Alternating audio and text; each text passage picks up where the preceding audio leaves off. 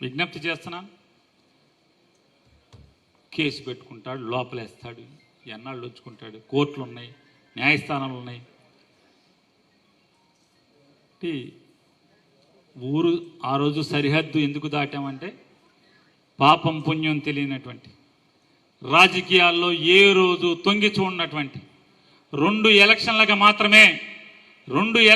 మాత్రమే ఇల్లు తిరిగి భార్యగా ఓటడిగిన పాపం తప్పితే ఏ రోజు పాపపు పని చేయకుండా సంపూర్ణమైనటువంటి గృహిణిగా నన్ను నమ్ముకుని ఇన్నేళ్ళు కష్టమో సుఖమో నాతో జీవిస్తున్నటువంటి నా అర్ధాంగిని జైలుకి వెళ్ళకూడదనే ఆ రోజు ఊరు దాటాం భార్యను తీసుకుని తప్పితే నేనా పేర్ని కృష్ణమూర్తి కిట్టున పొరపాటున సరిహద్దు లేదు.